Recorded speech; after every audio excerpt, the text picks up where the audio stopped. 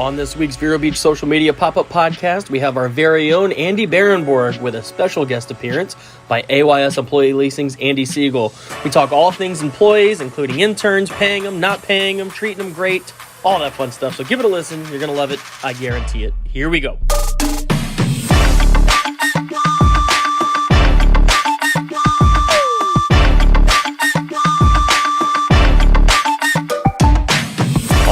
Welcome to this week's Vero Beach Social Media Pop-Up Podcast. We are not popping up this week. We're actually in our office, and I am going to interview Andy Berenborg. The world famous. Andy Berenborg. Yep. So we are here in the Vero Beach Social Media office. Andy Siegel, who shares an office with us, I'm sure will be joining us soon. We have a mic and everything set up for him. But I thought it might be kind of cool to give the viewers or listeners some insight into Andy, how he came about working with us, and his rise to stardom, as we like to say. If you want to call it stardom.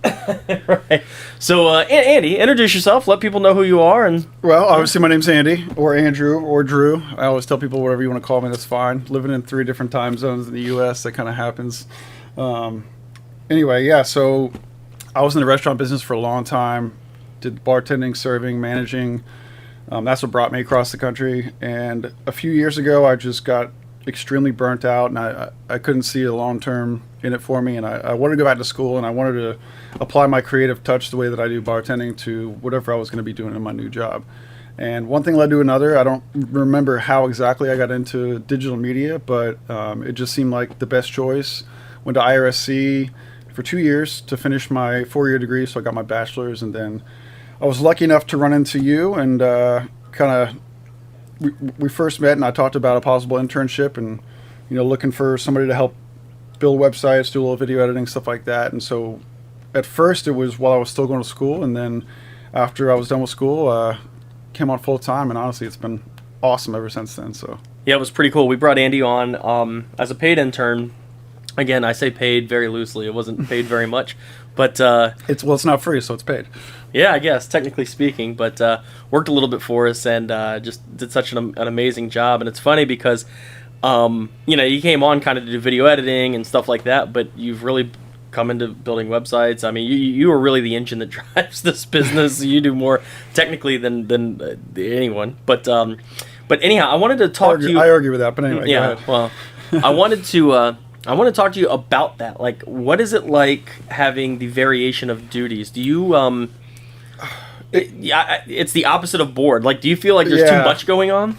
It's not that there's too much going on, but it's sort of like a jack of all trades, master of none kind of mentality to a degree. Where because I am still learning a lot of this stuff, it's the muscle memory and repetition helps. So if I do a video edit and then I don't edit a video for a month because I've built 3 websites, there's a little bit of like a 10-15 minutes of what's the keyboard shortcut for this, and it's little things like that. It's not a huge issue or pain, but it also expands your ability to sort of think outside the box, right? Rather than just being a video editor, I can go, well, how is this video applied, and how do people react to it on different platforms, and how can we use that to sort of tailor our marketing and advertising to work and mesh well with that, basically. So let's talk about your schooling. So you went to IRSC. What technically is your degree in? Visual communications and web design. All right. And so when we brought you on, how has the real world been different than what you learned in school? I have to bite my tongue a little bit on this one. IRSC is a great school. There's some great professors there. I feel like the school could have prepared me a little bit better as far as structure in the curriculum. I definitely will say that it's a lot of it for me of sort of teach yourself. I watched a lot of YouTube videos when I first started because I'm going to school. I was 32 or whatever when I went back, and I'm in school with these 18, 19-year-olds who've been dealing with Photoshop and Adobe programs since they first touched a computer. Where it's like the closest thing I can relate to is freaking Paint from Microsoft back in high school. So it was definitely, I'd say, slightly intimidating to kind of think, okay, I'm starting from scratch here, late in life, but also I knew that I had the advantage of the ability to interact socially with other adults, which was definitely something that was lacking with the students I went to school with, which I think is true for most digital media and creative design degrees. But I don't know, it was tough at first, but I think it's by far the best decision I've ever made. So when they talk about digital design or visual communications or however they want to term it at the college, do they go over different social media platforms and the platforms, the specifics that video and photo and things like that have to be placed in? They do and they don't. The degree was more sort of the focus of the design aspect of it and how to apply that design to whatever medium you're doing, whether it's video or graphics or radio. We obviously didn't do radio there, but whatever it is, it's sort of what is the process to create this? And they didn't really talk too much about modern day application of it. They did and they didn't. You know, it was more on the very root basics, like typography, learning everything you can to possibly learn about typography, all the different, technological terms and stuff like that. But again, it's nothing specific to what we're doing now, but it didn't have to be, because it taught me enough of every other tool that I can pull from those tools and use them to what we're using now. Gotcha. There's actually a really cool story about typography with Steve Jobs. I don't know if you heard this. He dropped out of college, and he was still going to classes, but he was just dropping in classes that he liked. And he was in a typography class, and the font that you see on all Apple computers, and I mean it's very recognizable font, that came from the typography class that he just dropped in. I don't know. I thought that was like that is pretty funny. Actually, cool story, and it was like, well, that's the beauty of good typography. I mean, I used to joke when I first started in the class of we had an awesome professor, Walt Hines, and he taught typography, and he was really great at it. And I used to just think, okay, well, it's a different font. What's the big deal? And then you realize that using different fonts can totally change the feel, the look, even the emotion people react when they see something. And font has a much bigger impact on people than I think they realize. He was to the point where he would say, hey, show me a font and I'll tell you the name of it. And I used to think that was crazy. And now I don't. Now I see a project and I'm like, well, I definitely want to use Bebes Kai for that, or I want to use, Helvetica Neue, or I want to use, just break it down easy and go, Avenir or whatever. But there definitely is a thought process behind, okay, well, what font to use, how I want to place it, what kind of tracking do I want to have behind the letters. Perfect example of the posters you've got on your wall. The words Vero Beach, Los Angeles, California, those are specifically designed to give you a feel that matches the image. Yeah, I don't know. I'm looking at the cameras that we have. I'm not sure if you guys can see them, but I've always been a big map guy. So in my office, I've got maps of my 3 favorite cities: New York, Los Angeles, and Vero Beach. Close-ups, yeah, because they're awesome maps, honestly. But you look at like the Los Angeles, California letters, for instance. Do those letters not look like the LA Dodgers? Like very blackish. Exactly. Sans serif. Yep. And I think that's probably what that artist was going for. And where you've got the New York up there, it looks like a sort of old school, like Times New Roman. Well, that's like the old school New York. It kind of goes with it. But yeah, for the most part, though, there was nothing really specific to, hey, this platform, it's best to do this kind of thing, or this platform, vice versa. The only thing that really applied to was sort of video, and that really only applies to how you're going to be exporting the final product. Gotcha. So let's go all the way back. So you're in the bar business, you're in the restaurant business, you're running bars and restaurants, you get burned out.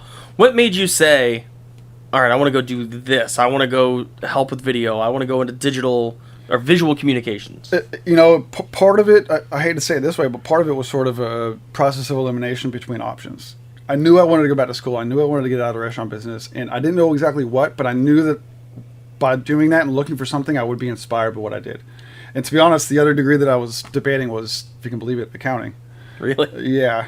My dad's an accountant, and maybe that's why, but it was sort of up there, and then I went, there's no creative aspect in that. I loved bartending. I loved creating craft cocktails. That was one of my favorite things in the world, because I used to brag that no matter who you are, where you are, I will find a way to make a drink that you personally are going to love that I haven't made for anybody else. That was sort of my goal, was like, you tell me what you like. Just tell me the spirit. Tell me if you want it sweet, strong, whatever, and I'm going to make you something you've never tasted before. And I really like having that creative touch, and I think that's sort of why I gravitated towards this field.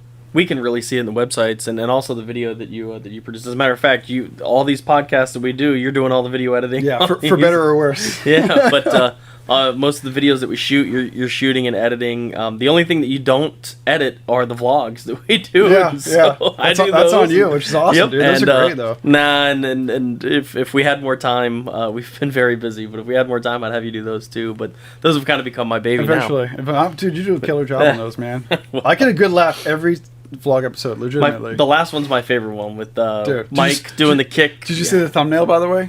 No. It's Mike doing the kick. Yeah. It's the best. I love it. But, yeah, I don't know. Is Siegel going to join us? I don't know. Andy, you coming in? I guess not. All right, well. He might pop in. Yeah, so yeah, again, we our goal here was to give you a podcast a week. We have a couple scheduled out, but it would have been impossible to give you one a week without plugging this one in. We don't have a time machine. We can't go backwards when we record on Thursday. Yeah, so we were just chatting, and we said, Andy, why don't I interview you? I think this would be cool. So, all right, so you grew up in Vero. You got in the restaurant business. You got out. You said, I want to do some visual stuff. Came on with us as an intern, doing a phenomenal job. We are actually looking for somebody like you to be a paid intern to start. What kind of advice would you give to somebody that's in college that is looking to graduate and start a career in this? Start looking now. Yeah. I mean, regardless of what degree you have, is you got to think big picture. You got to think long term. And what am I going to do with this degree? You know, it's great to have the degree and it's great to earn it, and that says a lot about what you can do. But it's what you do with that degree afterwards, or preferably while finishing it up. You know, have a plan for after the fact. And I was lucky enough, like you said, to meet you guys, and I appreciate the compliments, man. I still consider myself very new at all this, and so I'm still learning a lot, but that's part of it, and that's part of why it's that advantageous to sort of get your feet wet as soon as possible. Yeah. And honestly, I got really lucky. This is a great company. I love what we do. It's something different every day, and that sort of goes back to what we talked about, you know, jack of all trades stuff. That is the advantage of that, is there's never a boring day. I never have the same day. I love it. Yeah, it's funny, all the different industries. I don't know if you can see the board in this in the video at all, but I mean, we've got an engineering firm, we've got a restoration company, we have a payroll company, an air conditioning company, a gym, a real estate company, college. Yeah, somebody that sells lawnmowers, a college, somebody that makes medical devices. All across the spectrum. I think. I know do we have lawyers? I don't know. I was gonna say. Oh, we got lawyers too. There you go. Yep, Gary Rooney and Rooney. We can make plenty of jokes out of our clients. Yeah, that's right. You know, a doctor, a lawyer, and a college walk. I don't know. Yeah. So anyhow, so yeah, we have a lot of different industries, and we do a lot of different things, and I think that's what's kind of interesting about bringing somebody like you on that has this very vague degree. I mean, if you had a degree specifically very much so. Yeah, if you had a degree specifically in video editing, yeah, it would be like, all right, great, I have this guy, and he can edit and possibly even shoot video, but how do I give him website work, or how do I give him graphics to design, or how do I give him stuff to do? While you're a jack of all trades, you say you're a master of none, but I almost feel like you're a master of all trades because you have to do them all, and you have to do them all efficiently. Yeah, very true, very true. Yeah. Again, I appreciate the compliments. Yeah. You toot my horn, I love it. But well, and the other thing is creativity. I mean, a lot of it is, like, for me, I'm a very in-the-box guy. Yeah. But, you know, seeing somebody that can be creative and do this stuff with a creative touch, I think is, you know, it's something you can't really quantify. Yeah. And to go back to the jack of all trades thing, I think the advantage I have, too, was when I started off in the restaurant business, my first ever job was making subs at Jersey Mike's, if you can believe it, right down the street, the one on Miracle Mile, because 12th Street didn't exist yet. Started there, and then by the end of it, I was pretty much managing wherever I went, but it would always sort of turn into start as a bartender, and they talked me into managing. But the reason why is because I couldn't help but go into a restaurant and try and see everything from every aspect of every job and think, okay, well, how does that fit into the big picture and what's important of that job aspect? And I think that kind of goes into how I try and attack my job is, okay, well, I need to be able to be efficient at web design, at, you know, logo creation, at, you know, video editing, all that stuff.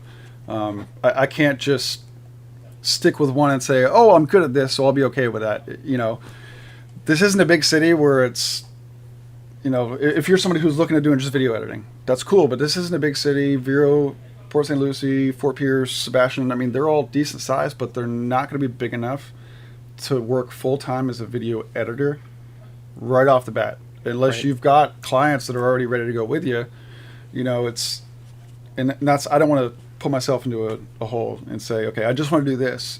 And so I think that it's sort of a happy accident that I kind of got on with you guys and gradually realized, okay, I want to be good at all this, so I need to learn all of this. Yeah. Yeah. So, this is awesome, dude. I kind of like this, actually. I was nervous I wasn't going to come up with anything to say. I'm sitting here. I was thinking like, oh man, I'm sitting at my desk, I'm sitting in my office. This is so easy. Why don't we do all of our podcasts right here? Dude, we can start doing a weekly one now.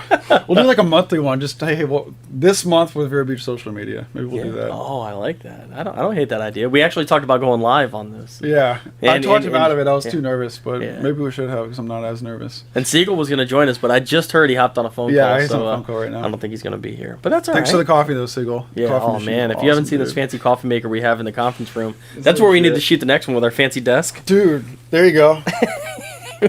we got 12 chairs for our conference room, and we took the chairs and we built a table out of them because our table won't be here for another couple of weeks. Ladies and gentlemen, Andy you finally made it. Well, my wife's calling me in a second, so this won't last terribly long. All right. Come say hey, say hi and bye. Oh yeah, you're gonna have to get a little closer to the mic, I think, if we're gonna hear you. Yeah, there you go. My little peanut gallery. That's comments. perfect. Yeah, exactly. Better? Yeah, all right, we got you. Well, we get all the guts out of it for the most part. I mean, yeah. So Siegel, we talked to Andy about how he came on as an intern, a paid intern, turned into a full-time employee. He's kind of a jack of all trades. You know, he does websites, logo design, video editing. How he started in the bar and restaurant business and kind of migrated into this. Do you have any questions for him, or are you just here to hang out? I don't know. Yeah, I'm just here. Yeah, he's just here to hang out. He's the Ed McMahon I was ready for a tough one, man. Johnny Carson. No, it's cool. I mean, look, interns are the greatest things in the world. Yeah, because, it's like, it's a test drive in your car. You know, you're going to go buy a new car, you better test drive it. Yeah. An intern's like a month to 2 month test drive. And most interns, you paid him, right? Yeah. Yep. Well, and Andy's not a fan like, of should have got him for free. Should have got him for free. Most, I mean, as you it's true. Head up the scale of prestige, people want to intern for you because they know that there's stuff, good resume experience and all that other stuff. But I've always paid my interns too, so I can't. When I was in X-ray school, we did a 2-year internship. You did 1 year at one facility, and then actually you'd take a week and go to an outpatient facility. Then the second year you do the same. And then you'd graduate, and you'd usually end up with a job at one of those places that you worked. And we used to say it's the longest job interview of your life. Yeah. It's a 2-year job interview. Right. And so an internship is kind of the same, depending on how long you have them. I mean, if they're good, you're going to hire them. Yeah. Right. Well, you also find out as well. I mean, they may be very good, and all of a sudden you realize they're coming to the conclusion that this just sucks. Well, right. On the flip side, it's a job interview, but it's also, you want to treat them right. They're interviewing for, they're like, do I want this job? Yeah, exactly. Right. So but honestly, I mean, I've got an intern working for me, and she's, I'd slap the heck out of her if she decided to stay with this. I mean, she wants to be a physical therapist and go to physical therapy school, but she's great for me. She does wonderful stuff. Goes to college and does all that stuff. She was an intern. She actually, I should say, is no longer an intern, but it works. It's a great way to make sure people. I think Mike started out sort of college interning for a guy who in this industry. Look, it's the best thing. You find out if you like it and if it's something you want to do. From an intern standpoint and from a employer standpoint, it's like cheap labor, man. I wish I could have had interns as servers and dishwashers in a restaurant business. You want an intern for dishwashing?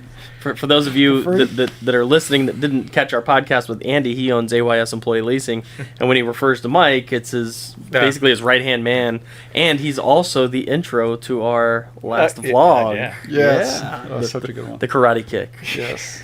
The best vlog ever. Mike is legendary.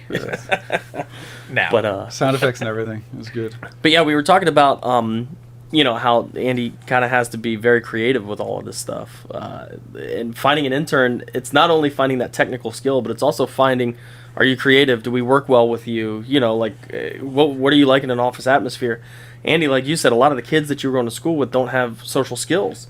We go out and we shoot. I mean, I need you to be able to talk to the client. I need you to be able to interact with the client. And I mean, if I bring somebody in here and I interview them, they can have all the technical skills in the world, but if they can't interact, I can't hire them. You got to be able to communicate. Yeah. So, do you feel you had more or less buy-in to the company as an intern versus being an employee?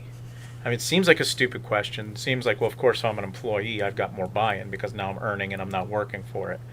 But I would guess to say that might not necessarily be true.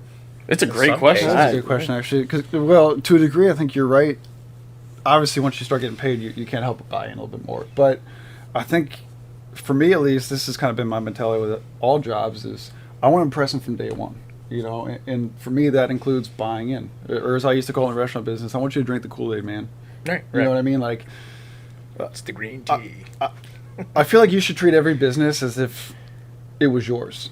Because if you worry about the business as if it's yours, you're going to care if it fails. You're going to care if it succeeds. You're going to make sure you do everything that you can to make it successful. Mm-hmm. And I think that buying in is what you have to do to make that happen. So I think that I bought in from day one, but even more so after I graduated.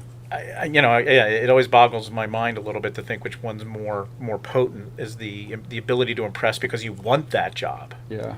You know, you put this in our lovely sports analogy. Andy with the sports analogy. You know, it's like, like you see these people, they kick ass and, they're undrafted rookie free agents. They kick ass in training camp because, man, they want to be on the team. They're not on the team, that they want to be on the team. Yep. They want to get it. I mean, for all intents and purposes, that's like an internship. Very much so. And then once they get there, once they get it, it's almost like a little bit of a, like, okay, I got the job. No, okay, so now I'm bringing it down. It's not that there's less buy-in, but now all of a sudden, it's... they're like, okay, I made the team. I got my contract. Maybe it's because they were paying me right off the bat that I didn't earn that feeling. Yeah, it is funny. You talk about sports stars that go off and, they sign those big contracts and then they suck. And it's like, and I've never really put that into real world terms. I think it's because the pro athletes are making so much money that if they get cut, so what? In our industry, you can make a lot of money, but if you get cut, you still need to find another job. Yeah, it's not getting cut, it's getting fired. I saw a great stand-up thing on the internet the other day. So I can't remember which comedian it was, but he was talking about Brett Favre and how, like, everybody's like, man, Brett Favre needs to retire. But, like, if you talk to Brett Favre, he's like, I'm making $12 million. Right. I ain't retiring. It's like next, and then if I'm going to be a backup quarterback and I get paid $4 million, I ain't retiring. I don't stay back. Greatest job in the history of the NFL. Yeah, practice squad. Get $850,000. I'll go there next. That's backup quarterback, man, getting paid millions of dollars to hold a clipboard. There you go. It still blows my mind how much sports athletes make. It's crazy. It's a big industry. I mean, NFL is a $12 billion, I think, now is what they... Billion with a B, $12 billion industry. Yeah, it's wild. I saw something, they were talking about, like, women's sports versus men's sports. Oh, yeah. If we're going to start to go that direction, is, like, the WNBA was, like, $260 million in revenue. And then the NBA was, like, $8 billion in revenue. Yeah, 40 times. I guess there's a we all know who LeBron James is, but they put up basically the LeBron James of the WNBA. I can't remember. I was going to say, I couldn't tell you. Right. Sorry. But if you look, the same that goes to your point. Right. Same number of championships. They had the whole little stats up there. Same number of championships. I think it's Sue Bird is who they did that with. That might be. Yeah, I guess it could be. I don't know. But... And we should, but we don't. Yeah. And boy, there's a podcast, whole new podcast. Oh, Why are women's sports not We'll have my popular? sister on for that one. Oh, so, yeah. Yep. But nonetheless, and the funny thing is, you sit there and you talk. I've always looked at sports athletes and sports. It's all about a percentage of basic. That's what I thought. It's a percentage of revenue and income. So it's although the money seems to be like they're making a whole ton of money, and oh my God, how are they? I don't look at it as a dollar figure. I always look at it as they're making a certain percentage. Yeah, it's based on the business of the industry. Right. And the fact that they even have salary caps. I mean, God, could you imagine if we were allowed to have salary caps in the real world? Right. I mean, I guess that's minimum wage would be a salary. Yeah. It's the opposite. But that's the opposite side of it, Salary floor. Yeah. But that would be interesting. So Sorry, I can't pay you more than $20 an hour. It's just legally. Right. Yeah. Sorry. Capped out. It's funny. There are I've talked to some clients that have asked for like, hey, we've got this in our position, and they'll look, they'll have you will set to certain several major corporations will do this, and you're in a certain category of job, and you do have a cap there. You can earn from X to X, and it's like, okay, so if you don't want to now get the promotion and you stay there, all of a sudden you're stuck and you're not making any more money off of that, and it also incentivizes you to work to get that promotion. Yeah, I would think.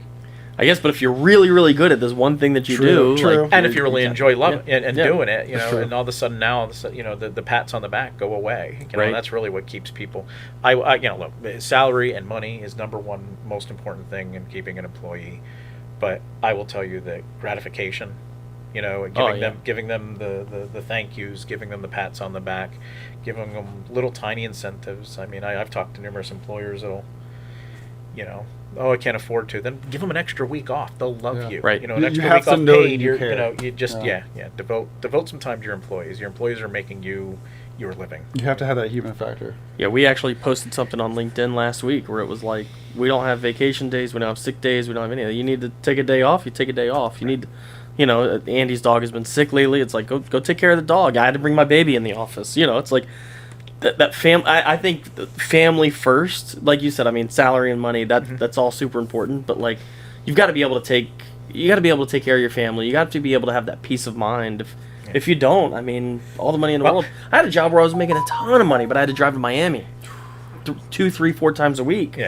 And it was like, it wasn't worth it. Yeah. It wasn't worth it. I quit, Yeah. because family came first. Well, that's Mike and I joke a lot about it because it's the exact same thing. I mean, we don't keep hours. I had a client this weekend ask me for some things over the weekend, and why wait till Monday? I'm here on Saturday. I've got the office at home as well, so it's just knock it out. Get some certs out to them and do whatever. Somebody lost a pay card, and to me, it's like, wow, how cool is this? They get to sit there and brag that my payroll company Exactly. was able to deliver on a Saturday morning after Right. we lost it and told them at 9:30 at night, Friday night. Yep. And by 9 o'clock that morning, there was a pay card sitting in that restaurant. Yeah. But We don't keep hours. Someone's going to call me at 2 o'clock in the morning. If they can go to sleep at night, if it makes them sleep better, getting it off their chest, then call me, and that's cool. I mean, we can take care of that stuff. But it's like, we don't have set hours. When we get up, we just start working, and we don't have vacation days either. Right. If we're going to take a vacation day, it's like, I'm taking a day Yeah, this day, or yeah. I'm taking this week off, or no, we're respectful of each other. We're not going to sit there and and it's not just Mike and I, but typically for a long time it was just Mike and I, and Right. I think there's a certain level of trust beyond just the two of us. But I don't think either of us would take more than 10 days off at a time, just because we know what the other person is going through. Yeah. It's like, I'm taking off. So. But whenever he yeah. calls me and he's like, "Hey man, I'm gonna take a couple of days," I'm like, "Well, hold on a second. Let me just check here. Okay, you've only got 27,634 hours left on your PTO scale, so yeah, I got that idea That's actually all? from Gary Vaynerchuk, Vayner Media. He's Vayner Sports. I mean, which is now a big sports agency. They right. bought out Legacy, which was one of the biggest sports agencies in the world. But yeah, he's got that policy in all of his businesses. There's no vacation time, no sick time. You need it. You take it now. If your work is suffering, Yeah. we're gonna have a conversation. Or if you got a restaurant where you have to be set business well, hours. there's obviously there's certain that's different. industries Yeah, that yeah. doesn't You can't. work for. But I think that helps love the culture and the mentality. It's like, look, I know that my boss knows that if I want to get my shit done, pardon the language, Yeah. then we're good. He's got faith in me and I've got faith in him. Right. And I think that faith comes with There building goes me trust and playing this for my daughter. Now. Sorry. Well, I can bleep it out for her if you that's want. yeah. No, but it's It's so true though. You've got to be. You can't just run a business like bottom line is the only thing that matters. Well, it goes back doesn't. to that buy-in. Yeah. If you've got buy-in, and if you really, really are like you said, drinking the Drink the Kool-Aid and you're Kool-Aid. doing that stuff, you're not going to take advantage of a policy like that. Exactly. And it's always so disappointing when you have somebody who's on board with you and you're giving them, because ultimately at the end of the day, this is 10 times better than having, I got a week vacation, paid vacation. I've got, look, trust me, I deal with businesses of all kinds, shapes and sizes. And I see all the policies, and most policies are very traditional policies. I got, we had somebody who, it was a work-related injury, and workers' comp doesn't pay out for the first 8 days. They expect that you're going to use your sick time, vacation time, whatever time you have stored up, Mm-hmm. and this client And that's calls- statutory, right? With the workers' comp. Yeah. And all of a sudden you have a situation where you got the client calling you and saying, well, wait, when's workers' comp going to send them their first payment? And I'm like, because they're supposed to go back to work on Monday or whatever, and what about this week? They lost this week. They weren't. I'm like, well, it's sick time. I'm like, you almost want, like, what's wrong with you? Why are Take you care not of them. Yeah. These Yeah. are the people Yeah. who are this guy got hurt for you, and all you're doing is screaming at me and telling me how wonderful this guy is and how Yeah. great he is. Well, take care of him then. I mean, Right. he's Exactly. he's taking care of you and your company. Well, yeah, and if he's not, then why do you have him? I mean, that's kind of how I look at it. Sure. Like with our business. Well, you have to have. The thing is, you've got to have those level B, Yeah. worker B kind of people. That, Yeah, but again, if you're not willing to take care of them, if you don't think that they are providing for your business, then don't have them. And if you do think they're providing for your business, take care of them. This business would be, and again, I'm blowing smoke here. Andy thinks so. This business would not be anything of near what it is without somebody like Andy. Right. Take care of him. Make sure he's, Well, and he puts in way more hours than he's supposed to, and I yell at him because he's here on the weekend and stuff like that. But it's like, take care of the damn guy. Yeah. I mean, he's what's propping this business up. Oh, sure. And that could be said about so many businesses around. It's, why aren't you taking philosophy. care of your employees? Yeah. I mean, my philosophy, Oh, yeah. Mike. I mean, with all of them, it is. I want people, and I want employees, and I want employees for life. Yeah. And I'll do whatever it takes on the backside of things. But like you had mentioned it earlier, get your work done, do your work, and don't take advantage. And again, when they start taking advantage and they start taking all these days off to test the system or whatever, look, payroll is not an exciting job. Right. It's not. Every once in a while, you get those moments where you feel like, man, I did a really good job for this person, and I really helped them out, and this was a real. You get clients who call and they thank you, like, oh my God, we couldn't have done blah blah blah blah blah. It's very few and far between. We are not saving dolphins. Right. So I mean, that's all there is to it. Oh, and so you have to find, sort of that go home and sleep well at night kind of factor. That go home and be satisfied and have that, nothing better. I don't know, maybe this generation's different, but it seems in our generation, there's just nothing better than having job satisfaction and that work ethic, that helps you get, just makes you feel worthwhile, gives you some self-worth. You got to have a little bit of purpose at the end of the day. I mean, that's what makes life worth living, as cheesy as that sounds, is you have to have something to drive you. Mm-hmm. There's an old saying, and this is sort of in play here, but it was like, well, what if I train these employees and I train them so well and then they leave? Mm-hmm. Now what? Then the argument was, well, what if you don't train them and they stay? And so my argument was always, why don't we train these employees and get them how we want them, and then entice them to stay? I mean, that's the trick. Yeah, there it is. I mean, that's the answer to that. Well, what if we train them and they leave? Well, don't let them leave. Yeah. Why are they leaving? Figure out why they're leaving, and then figure out how to keep them around. Sure. And again, taking care of them is the solution. Absolutely. People in my, like I said, the folks that I have work for me, I mean, if they're doing the job and the only reason I want them to leave is for them to sit there and say, I just don't want to do payroll anymore. It's just not the thing I want. But I've got people who do want to do payroll. Right. So I, number one, make sure that they're not going to leave because they're not getting paid enough. And I'm going to make sure that they're not going to leave because they're not being thanked enough or appreciated enough. I'm going to make sure that they have all the tools that they need so they can get the job done. And so at that point, there's not much else. I mean, You're setting them up for success, if you will. Well, sure, but other than they hate guys with beards and they just can't stand them. I mean, maybe I'd shave. I don't know. If you're listening to this, Andy has a beard. It's better than what I was going to say. So, but if you don't like working for me, if they just don't like working for me, then and there's nothing I can do about that. Yeah, exactly. Right? But everything else you can do. Yeah, but trust me, I ain't going to start paying you if you don't like me. Yeah. And I'm not going to. I'll find somebody who likes me. Well, it's part of that dynamic. You've got to. Business is just as important as family. I'm not going to say it's more important than family, but I'm also not going to say that it's less important than family. Because that's what you have. I mean, Mike is my brother. It's that type of a bond. It's that type of a, we have each other's backs constantly. We bitch and moan about all sorts of things. If a client's asking for a complete idiotic, we just, it just. But we bounce those things back and forth to keep the stress off. But what also keeps the stress off of the spouses too, and he goes back to his wife and I go and talk to mine, who's supposed to be calling me. But we don't have a bunch of luggage to throw at them either. Right. It's just, and so, I mean, he's as close to me as he's probably closer to, honestly, than my actual blood brothers. Yeah. I talk to this guy every single day, next to my wife and my daughter. He's the number one person I talk to. You talk about being as important as family. It's like, well, with business, that's how you support your family. Right. So it's absolutely just as you will important. spend more time, 40 hours a week. There's a good chance you're spending more time with I always joke I see my wife way less than 40. 40 hours a week. Yeah, right, I for was gonna sure. say 40 hours. I always heard that. I'm like, even now that I'm at 9 to 5 or 40 Dude, hours. I saw you come in at 6 o'clock. That's what I'm saying. I'm like, 40 hours isn't enough. I gotta work more than that, these, man. these cameras are gonna I was pulling, backfire on you. I was pulling like 80-hour work weeks when I was working in California managing restaurants. Actually, believe it or not, like 80 hours. Easy a to week. do if you like it, though. Yeah. Yeah. You guys hard do to fun do when you stuff. didn't like it. That's You guys do yeah. fun stuff, though. It's, No, exactly. It's neat. It's why I'm going on the interesting. It's weekends. different, even though your walls are always the same. I used to work retail at one point. What a nightmare. I don't know how anybody does that. Like, you just sit there. One day you walk in, and it's just like, oh, my God, I'm staring at these same 4 walls. I'm going to sell the exact same stuff. I'm going to unpack the same stuff that needs to be restocked. I'm going to restock the exact same. Oh, You start to feel like Bill Murray. Yeah, Yes, that's right. it's total Groundhog Groundhog Day, It's man. so true, though.